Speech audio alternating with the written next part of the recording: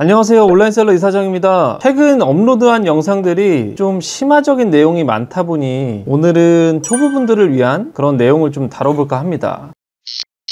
오늘 영상의 주제는 온라인 사업을 준비하시거나 이제 막 시작하신 초보 대표님들이 가장 궁금해하실 만한 3가지 질문의 질의응답 형식으로 말씀을 드려보겠습니다. 언제까지나 3년차 셀러인 제 주관적인 기준을 가지고 말씀드리다 보니까 대표님들께서도 저의 얘기를 듣고 맹신하지 마시고 주관적인 판단을 좀 하셨으면 좋겠습니다. 우선 첫 번째 질문, 판매 형식 중 위탁 판매를 먼저 할까요? 사입을 먼저 할까요? 입니다.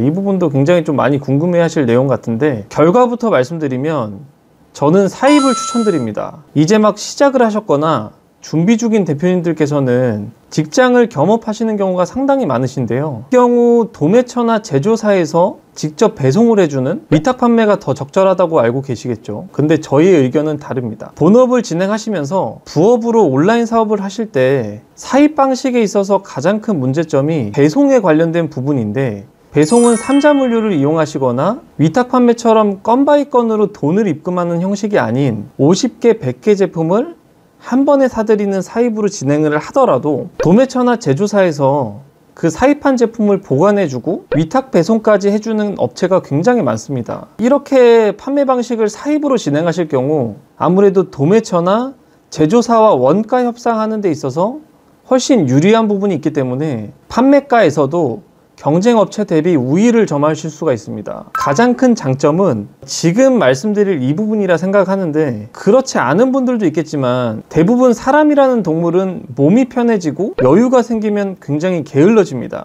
그래서 위탁 판매를 진행하다 보면 본인의 몸도 편하고 본인의 자금이 거의 들지 않기 때문에 나태해지는 경우가 상당히 많아요. 그런데 이제 실제 본인의 돈이 선 지급되는 사입 방식의 경우 이제 재고의 부담과 자금의 부담이 동시에 느껴지기 때문에 강제로라도 더 열심히 하게 되어 있습니다. 저 역시도 상당히 게으른 성격을 갖고 있다 보니까 마찬가지로 사입 방식조차 아예 넘어서 브랜딩을 먼저 시작을 했고요. 그래서 오히려 덕을 많이 봤습니다. 그리고 두 번째, 스마트 스토어 유료 강의나 전자책을 구매해야 하나요? 입니다. 제 개인적인 의견을 말씀드리면, 저도 이제 막 유튜브를 시작했지만 처음 온라인 사업이란 걸 준비를 하고 진행할 때 그 유통 전문가라고 불리우는 다수의 유튜버 분들의 영상을 정독하고 또 정독해서 준비를 했습니다. 그러니까 시간이 조금 흐르고 나서 유료 강의들이 등장을 했고 분위기에 휩쓸려서 모 유튜버 분의 유료 강의를 딱 한 번 들은 적이 있는데, 유튜브의 무료 영상으로도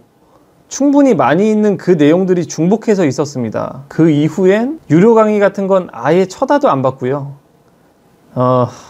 네네. 저는 이렇게 생각합니다. 큰 돈을 받고 강의를 판매할 정도의 그런 전문가라고 하면 적어도 본인의 스토어나 브랜드 정도는 공개를 해야 하는 게 맞지 않나 싶습니다. 근데 그렇지 않은 유튜버 분들이 99%죠. 그러니까 물론 그 중에서도 가짜 전문가가 아닌 진짜 유통 전문가 분들의 명강의가 있을 수도 있겠지만, 제 개인적인 생각엔 차라리 그 유료 강의 50만원, 100만원의 돈을 버린다 생각하시고 앞서 말씀드린 제품 사입을 먼저 해보시길 권장드립니다. 그러니까 본인이 직접 경험하거나 느끼지 못하면 절대 알 수 없는 게 온라인 사업이거든요. 이 정도로 말씀드리고 싶습니다. 그러니까 더 이상 말씀드리면 좀 논란이 될 수도 있어서.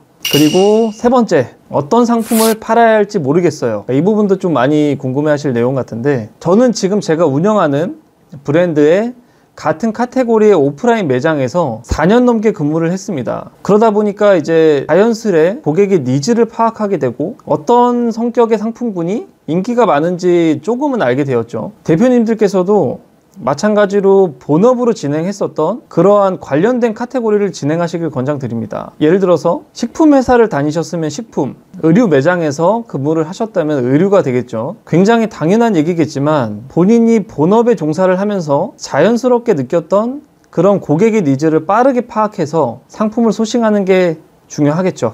그러니까 이런 부분들이 선행이 되고 나서 키워드나 경쟁 강도 등을 분석하는 게 맞을 것 같고요. 이러한 상품들이 위탁 판매 사입 최종 루트인 브랜딩까지 자연스레 이어지기 용이하다 생각합니다. 오늘은 이제 막 시작하시는 초보 대표님들께서 궁금해하실 만한 3가지 내용을 가지고 말씀드렸는데요. 제 영상이 조금이라도 사업에 도움이 되셨으면 좋겠고, 도움이 되셨다면 구독과 좋아요 부탁드립니다. 다음 영상에선 더 좋은 내용을 가지고 찾아뵙겠습니다. 감사합니다.